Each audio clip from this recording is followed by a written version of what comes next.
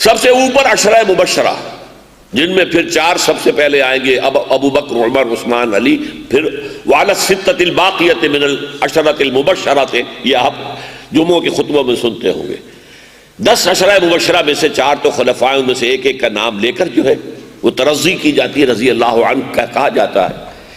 وعلی الستۃ الباقیۃ من العشرۃ المبشرۃ، عشرہ مبشرہ میں سے باقی 6، یہ 10 ہیں ٹاپ کے، ایک سیڑھی نیچے اتریے، اب وہ 303 رہ گئے نا، 10 تو نکل گئے۔ یہ ہیں اصحاب بدر، اس سے نیچے آئیے، یہ 1400 یا 1800 ہیں اصحاب بیعت رضوان، اور نیچے آئیے، اب وہ ہیں کہ جو فتح مکہ سے قبل ایمان لے آئے، اور نیچے جائیے بالکل بیس پر چلے گئے، یہ وہ لوگ ہیں جو فتح مکہ کے بعد ایمان لائے۔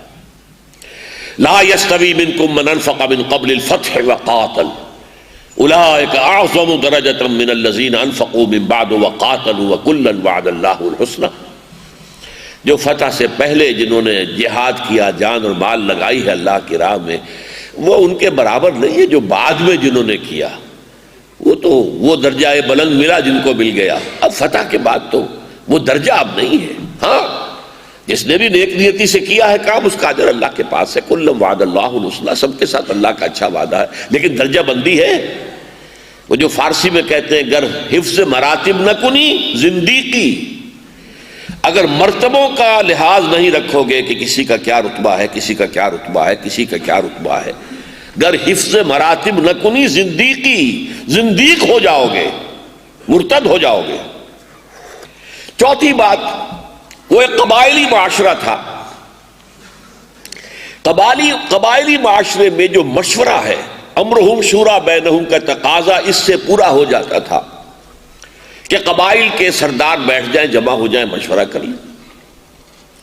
یا بڑے قبیلوں میں کلینز ہوتے تھے، گھرانے، جیسے ہمارے یہاں وٹو قبیلہ ہے، ان میں وٹو وہ جو ہے مانے کا ہے، لالے کا ہے، یہ اسی ٹرائب، ایک وٹو ٹرائب کے یہ کلینز ہیں۔ جیسے قریش بڑا قبیلہ تھا، بنو ہاشم، بنو امیہ، بنو عدی، بنو تیم، یہ اس کے کلینز تھے۔ تو مختلف کلینز کے سربراہ جمع ہوئے، مشورہ ہو گیا، یہی کافی تھا مشورے کے لیے۔ ایک ایک آدمی سے رائے پوچھنا بیکار، ایکسرسائزنگ فیوٹیلیٹی، بیکار، کیونکہ اپنے قبیلے کے سردار کے خلاف تو ہو جا ہی نہیں سکتا، قبائلی نظام ہے۔ لہذا وہ جو ایک زیادہ براڈ چاہیے مشورے کے لیے، اس کی ضرورت نہیں تھی۔ یہ 4 صفات ہیں کہ جو اب دوبارہ دنیا میں نہیں آئیں گی۔ اب زمانہ آگے نکل گیا ہے، قبائلی نہیں ہے، اب تربیت اور تزکیے کا وہ معیار جو صحابہ کرام کا تھا ناممکن ہے۔ اب وہ درجہ بندی ہمارے مابین کون کرے گا؟ اور پھر جو قبائلی معاشرہ ہے، اور یہ جو ضمیمہ تھا، ان خلفاء کو تو وہ زمین ملی تھی جس نے تیار کیا تھا محمد رسول اللہ صلی اللہ علیہ وسلم نے، تو نبوت کا ضمیمہ تھا، تو نبوت آئے گی نہ ضمیمہ آئے گا۔ تو خلافت راشدہ کا exact replica it can not be repeated, is it absolutely impossible. یہ خلافت راشدہ جو ہے 30 سال رہی ہے، اور حدیث میں بھی یہی ہے، 30 عامہ، 30 سال۔ البتہ ایک بات نوٹ کر دیجئے، ایک حدیث میں جو صحیح حدیث سے آیا ہے کہ 12 خلفاء ہوں گے۔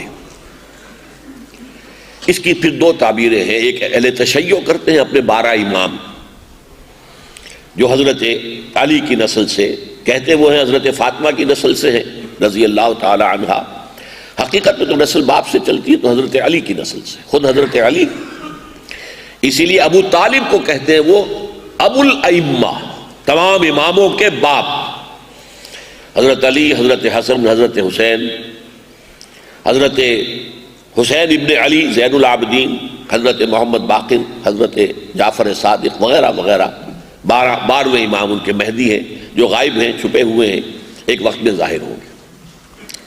اہل سنت کے نزدیک ان سے مراد ہیں 12 جو لوگ، پہلے تو 5 ہم جانتے ہی ہیں، ابو بکر، عمر، عثمان، علی اور حسن رضی اللہ عنہ.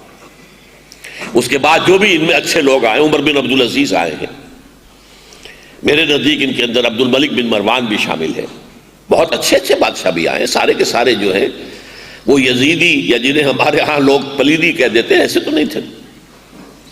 اور یہ کہ پھر 12ویں اور آخری، اور حضور نے فرمایا کلہم من قریش.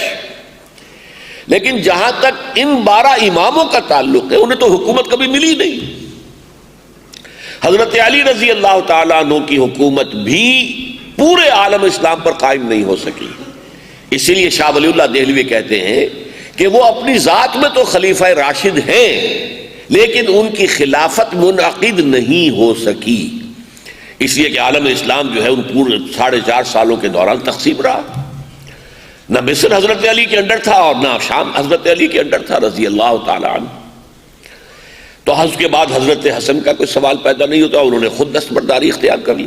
حضرت حسین شہید ہو گئے، کوفیوں نے غداری کی اور شہید ہو گئے. اس کے بعد جو ہے کسی امام نے کوئی محنت نہیں کی حکومت کے سامنے ڈٹ کر اور کوئی مقابلہ کرنے کا ارادہ نہیں کیا، لہذا حکومت کا سوال ہی نہیں. تو ہمارے نزدیک 12 اماموں سے مراد وہ نہیں ہو سکتے، 12 حکمران ہوں گے کلہم قریش من قریش، جو سب کے سب قریش میں سے ہوں گے. تو یہ ہے اصل میں اس خلافت کے بارے میں. اب چند باتیں نوٹ کیجئے. اب خلافت جو ہے معمور من اللہ کی نہیں ہے. نبوت ختم ہوئی، معموریت من اللہ ختم ہو گئی، بلکہ یہ باہمی مشورے سے خلافت کا انعقاد ہوگا. یہ امرہم کے اندر داخل ہو گیا. اب پہلے نبوت جاری تھی تو امر اللہ میں سے تھا، جس کو چاہتا تھا خلافت دے دیتا، وہ نبوت عطا کرتا تھا، وہی خلیفہ ہے. اللہ عالم حیث یجعل رسالتہ، اللہ خوب جانتا ہے کہاں اپنی رسالت اور نبوت رکھے، کس کو نبی بنائے کس کو رسول بنائے. وہ معمور من اللہ تھے. نبوت ختم، معموریت من اللہ ختم. اب یہ امر اللہ سے امرہم کے دائرے کے اندر آ گیا کہ مسلمان اپنے باہمی مشوروں سے طے کریں گے.